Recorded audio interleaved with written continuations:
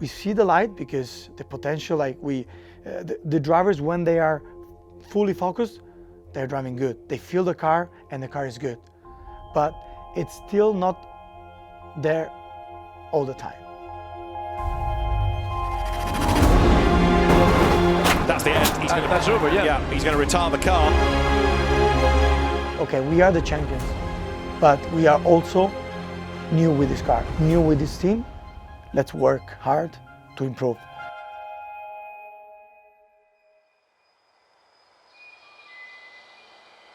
Parlando di questo cambiamento, come tutti i cambiamenti, era preoccupato da una parte e era entusiasta dall'altra, perché quando uno cambia pensa sempre di cambiare in meglio e dall'altra parte era preoccupato perché sai cosa lasci, non sai cosa trovi. Però le Mercedes le abbiamo viste sempre in corsa, eccetera, quindi direi che prevaleva l'entusiasmo, un po' la voglia di fare qualche cosa di nuovo, diventava una motivazione in più.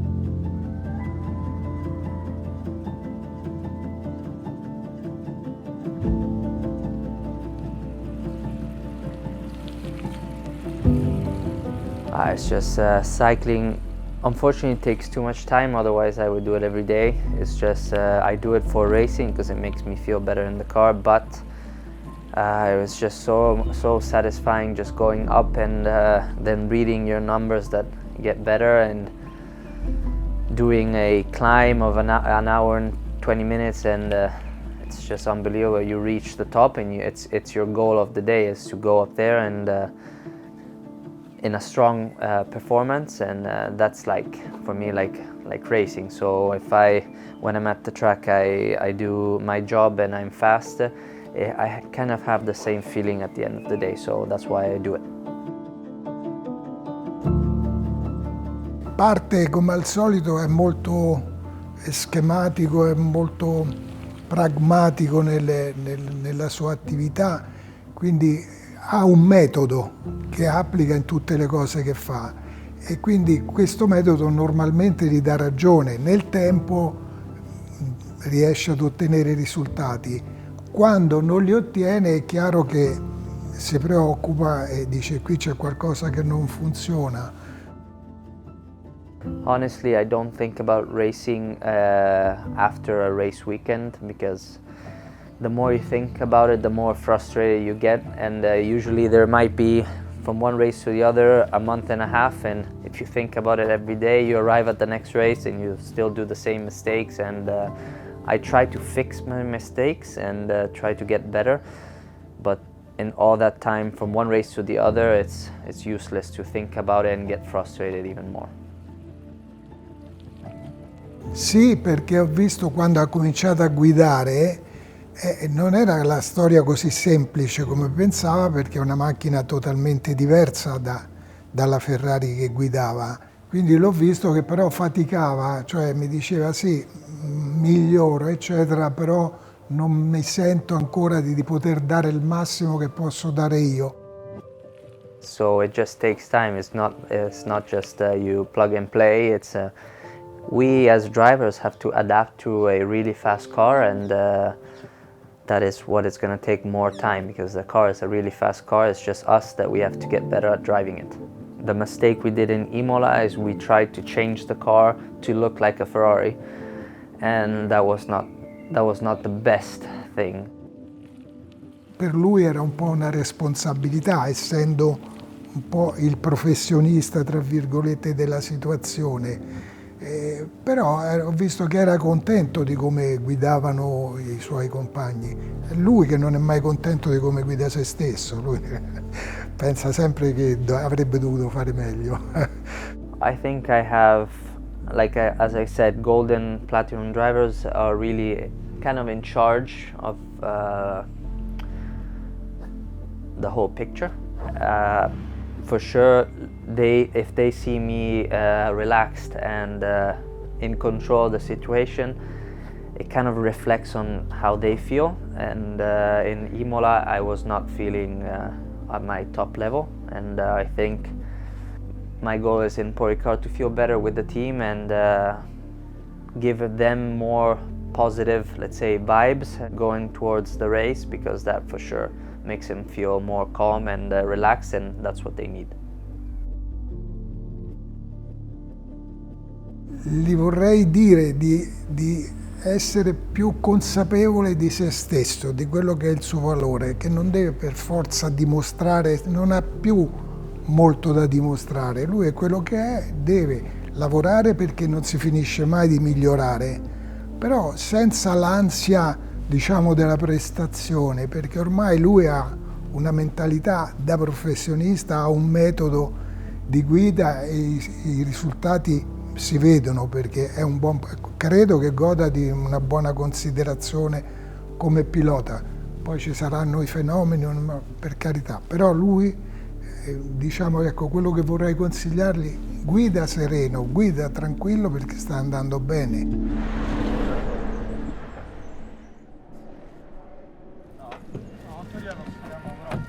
Vieni però.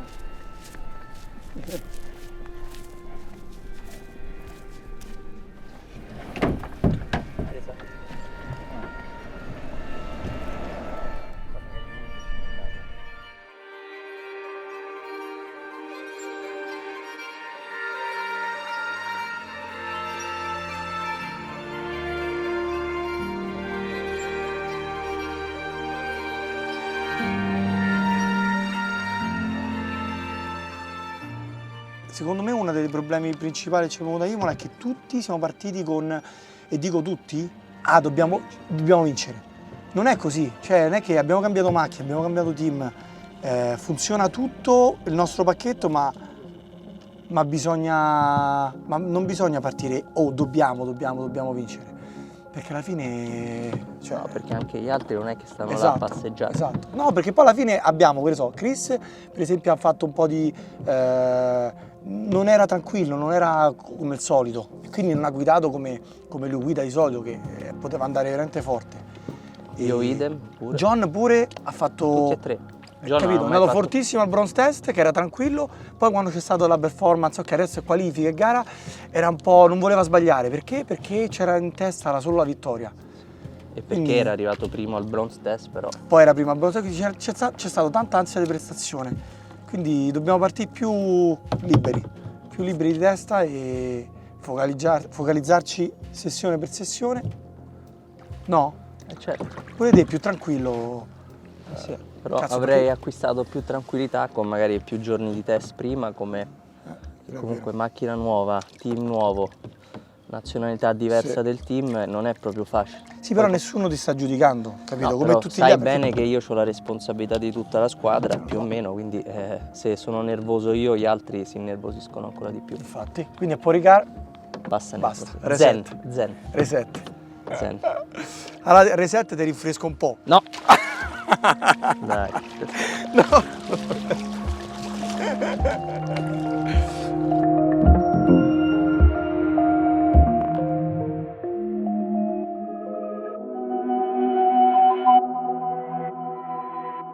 With the results that the team achieved in 2021 and indeed in 2020, everything should have aligned, you would have thought, to allow the wins to come in 2022. Perhaps there was an underestimation of how difficult it was going from one car, one team, to a different car, a different team, and also this new Pirelli tyre that's been such an important part of the racing.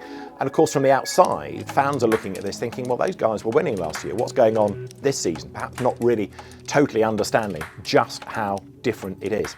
Working towards the Total 24 Hours of Spa is absolutely key, because that is a race that everybody wants to win in this championship.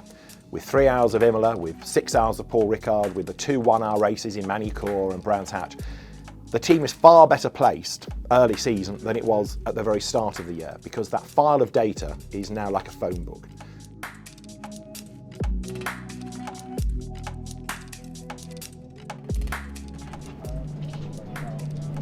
And do I need to do any installation lap or anything particular? Just one lap up? I would go out Yeah. one time, always start finish, that you also pick up the lap trigger, see if this is working. Even though I wasn't participating in the sprint races, I watch all of them, and then I'm in very close contact with them. I speak to them after every session to understand how the car is progressing, how are the dynamics, the relationships progressing. So of course, I think if you don't have a result, everyone is a bit frustrated because we're all here to try to win.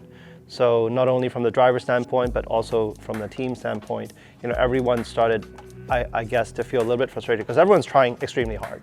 We're not saying that nobody is sitting there doing nothing. Everyone is pushing flat out to try to help each other to resolve these issues. So I think in this particular race, the team owner has decided and agreed that we should try and have a proper reset, both in terms of what the equipment, but also I think a psychological reset, which is really important because this being a very important round for the Endurance Championship, being a 6-hour race, it was important for us to come into this weekend almost with, building up on what they've accomplished over the past couple of races, learning to know each other better, but also to have that really important piece of equipment, the chassis, to try to erase any doubt.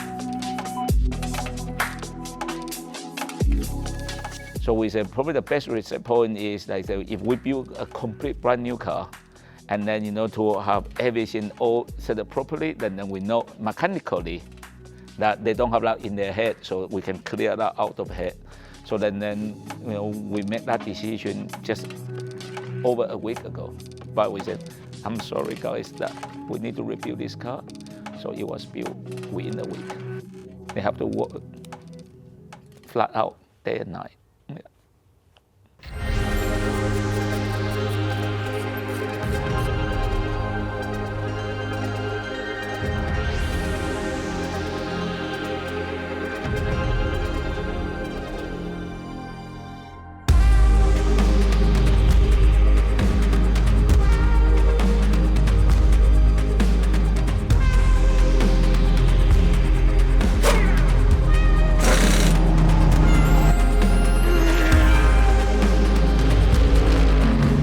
Okay, copy. Can we get some away from the rear, so to make you turn better in the mid corner?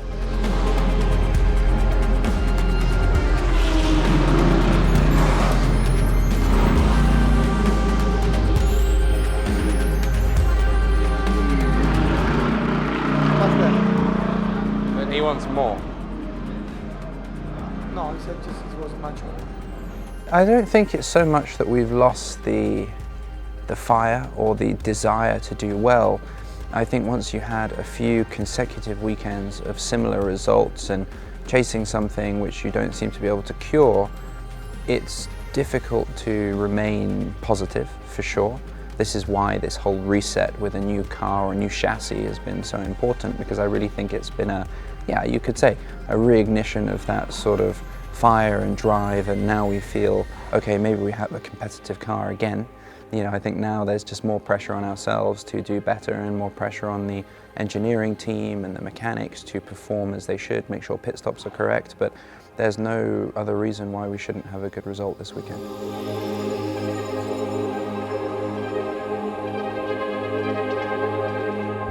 Oh, okay, I put it together, put everything together. But So that was yeah, that's the start that we needed.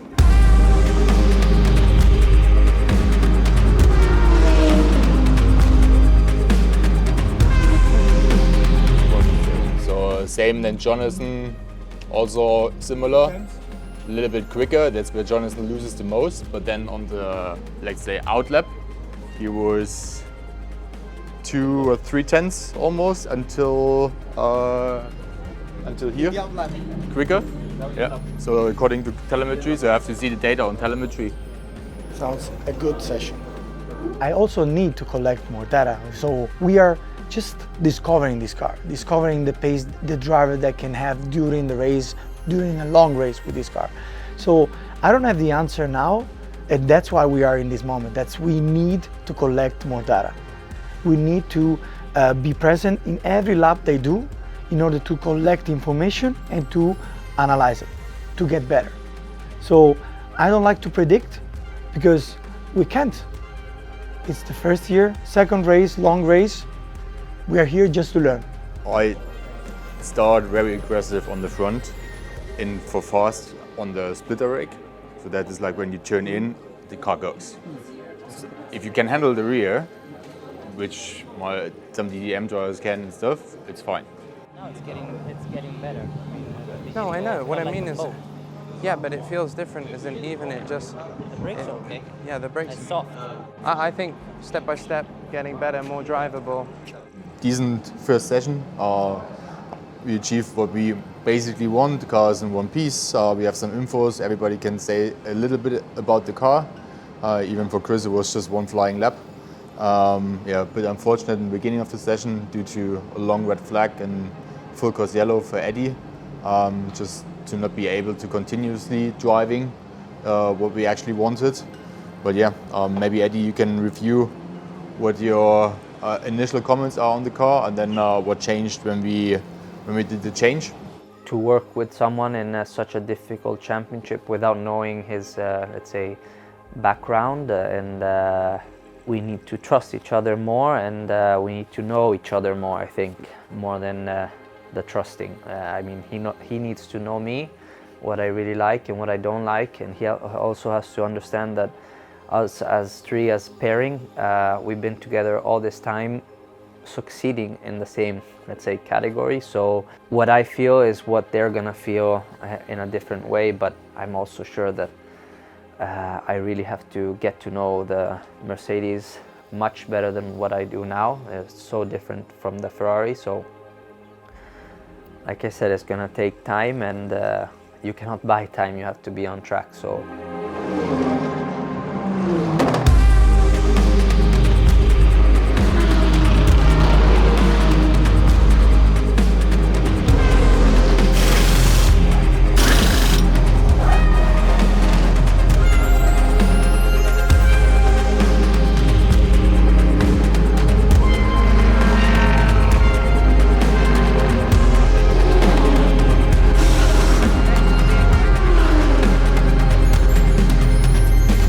First of all, under braking, the car is like snapping a little bit. And let's say on the right hander, what, it's 6?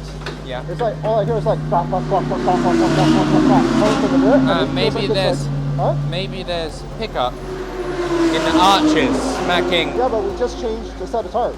As more and more cars run on the track, they typically go on the same drive on the same line, and as the cornering forces, friction comes into play, then parts of rubber from the tire shears off, and essentially they become little rubber balls, like marbles, and we call that pickup. If you run over that, if you drive off the normal racing line, there's a chance that you pick up some of these marbles. Now, in previous years, with the old compound tire, we found that maybe within one lap, if you scrubbed it a little bit, then you could kind of scrub it off. But it seems with this particular tire that even if you pick up a little bit of these marbles, if you don't scrub them off immediately, it just sort of sticks on more and more, and it grows more and more, to the point where when I was driving, I literally thought the car was falling apart. I mean, I heard very strange noises to the point where I thought safety was at risk, because at some corners the car was just sort of almost skipping. It was almost skipping in the corner now, obviously, and braking, the car was squirming a lot, which was highly unusual and not anything like I experienced in the morning session. So on the grounds of safety, I came in, just asked the team to recheck everything, and again, on the grounds of safety, we sent Eddie out.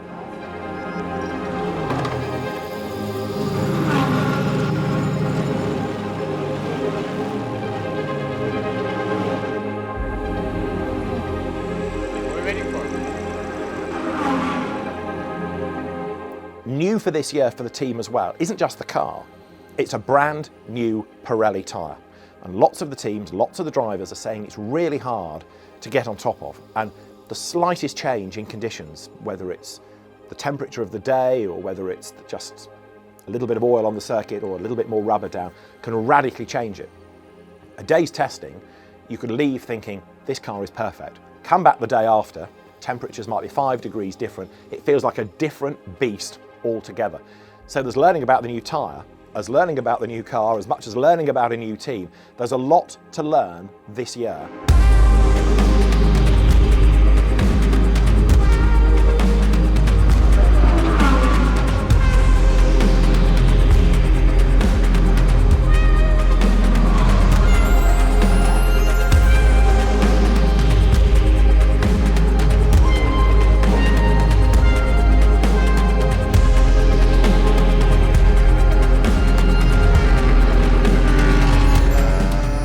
Yes. Excellent. With 2/10 lower in the last sector. I told you already in Imola, he's impressing me. Yeah. He's a machine, he's a machine. You remember Imola as well? Yeah. No, ma John is a machine. He's Terminator. Are you kidding me? 8/10 on a second bronze, 7/10. That? Yeah, 2 shorts.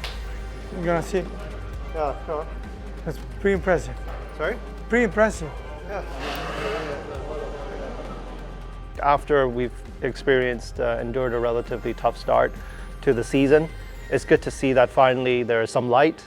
And like I said before, we're all here to compete and get good results. You know, the whole team, everyone has been pushing extremely hard. These are guys, mechanics, they want to see good results too. So they spent, I don't know, they were up until 4 a.m. last night preparing the car. And this is just a small reward to them to show that their efforts is appreciated, and we can translate their hard work into a strong result on track. Oh, it's nice to hear this. Yeah, it's good. Nice to see you smile. Yeah. I usually smile. Yeah. It's so nice when we smile all together. Yes, but we will. Pretty soon.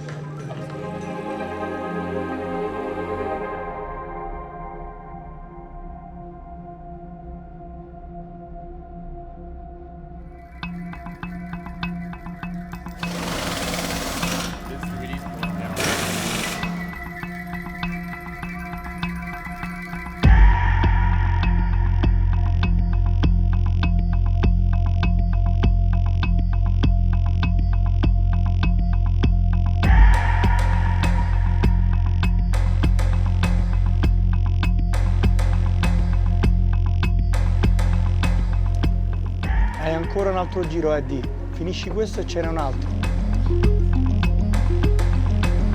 Good position now.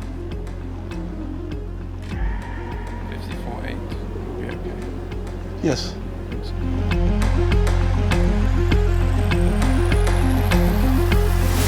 The teams have to really think about how they're going to play the very short 15 minutes of qualifying, because if you're out early, relatively speaking, you've got clear road ahead of you. There are very few cars that are on the circuit. By the time you get to the end of your out lap, so you're getting the tyre temperatures up, the tyre pressures up, you're ready to start a flying lap, other cars are still coming out of the pit lane. You're going much quicker than they are.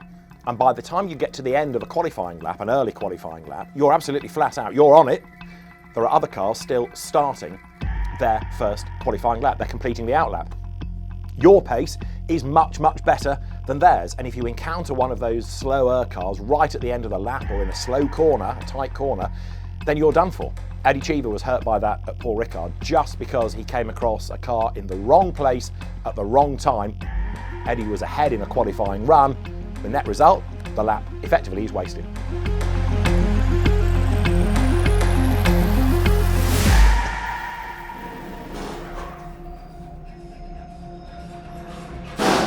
Era il suo giro di rientro? Completamente fermo in mezzo. Era il suo giro di rientro? Pezzo di merda. This one at the last lap in the middle, he went in the pits and he was in the middle of the track and saw me and did not let me go by. Stevenson, every single lap he would fuck up and slow down in the last sector. He was number 3. Yeah, but that's what you should report. That's what I'm saying. Well, it was this one. Yeah, go to Wolfgang. And the 26. Yeah, go to Wolfgang. This is bad because he was in lap. This is bad because he was in lap. Yeah. That's what is bad. The other guy was okay, was pushing Stevenson, but this guy was in lap.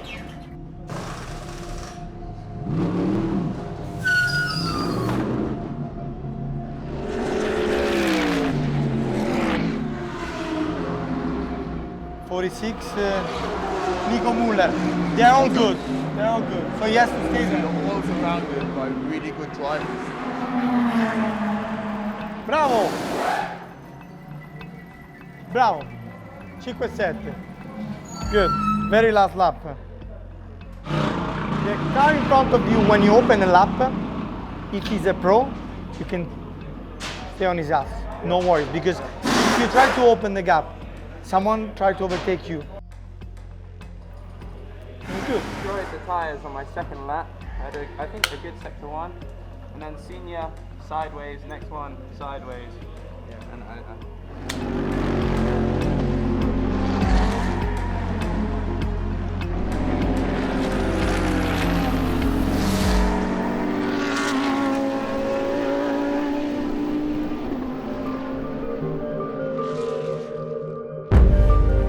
This is the second round of Fanatec GT World Challenge Europe. We're at Paul Ricard in the south of France. It's a 6-hour race. There are more points on offer for this race than the 3 hours that we had at Imola. How important it is to have the front of the car in one piece. So, no, it's not a joke. People around me, I know.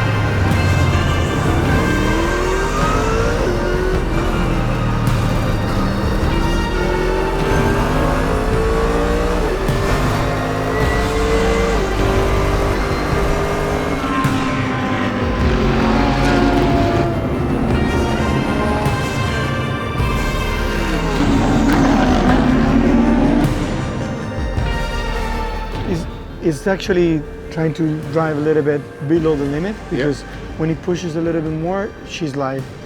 So he's just, sorry. Under driving it, basically. Now she's, yes, he's just a little bit, looks like he's respecting her more. Does it look okay, pace, like what he's doing? He's getting better and better in terms of, getting to understand what the car can give him now. But definitely, I would say that the limiting factor is still the rear.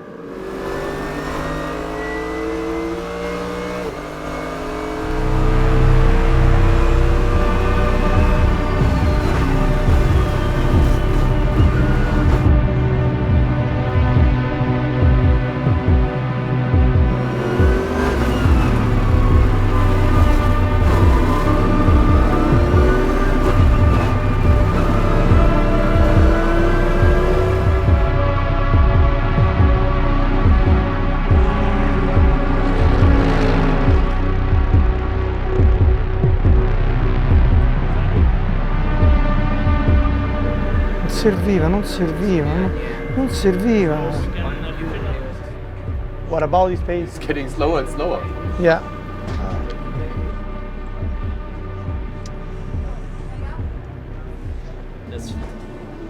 For me, at 5 hours like this, if you see he's using like 4 seconds a lap now, it's better to just fix it and use it as it's anyways your last. It's compromised 100%. It's pointless to do 6 hours like this. It's just mileage, throwing away money for no reason. I would just fix it. It's undrivable. What do you think? Using 6 positions a lap. I think that is difficult, yeah. But also because he's defending from the other. The radar system is working.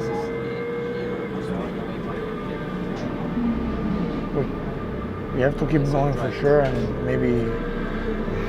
I mean, I would just keep it open as long as we can go. You have 11 laps left or 10 laps left in the stint. Yeah. And then if we come in and see it's too much damage, then we just put it back into the garage, repair it, and take it as a training session or whatever you want to call it. So we just saw a picture of the damage. It looks quite okay. The only thing that could be damaged is the brake ducts. If that is okay, we definitely keep going and do a normal pit stop.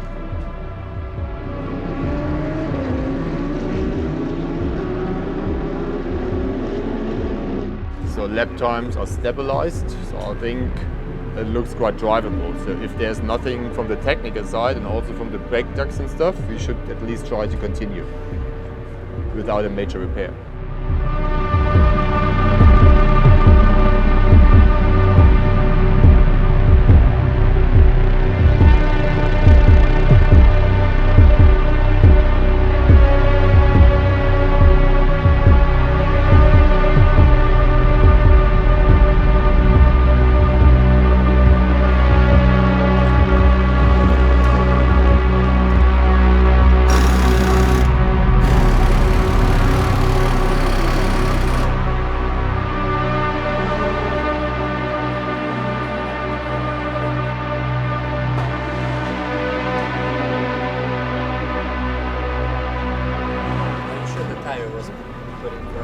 can't tell you, I'm sure. How is it possible that for 3 laps we've been saying box, box, box, and the tires were still in the oven? How is that possible? I'm pretty sure. No, I'm pretty sure I said when we cross the start finish line, bring the tires down. That was with the radio. You said you said it. You said it. 3 laps. 3 laps.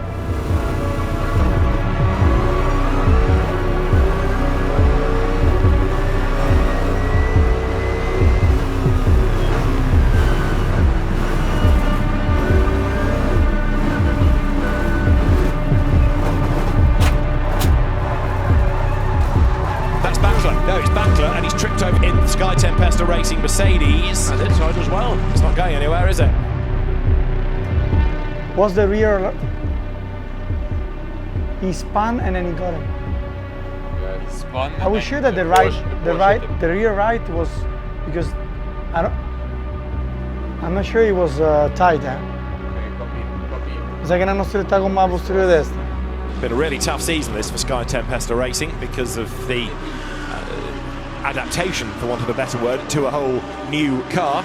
That's the end. That's over, yeah. Yeah, he's going to retire the car. That Sky Tempesta Mercedes was towed away. We saw a tyre come off. Could it have been the whole wheel? And therefore, seeing that Jonathan Hui had just left the pit lane, could it be a loose wheel that caused him to spin? Sinceramente farei una pausa, stoppiamo tutto e riposiamo.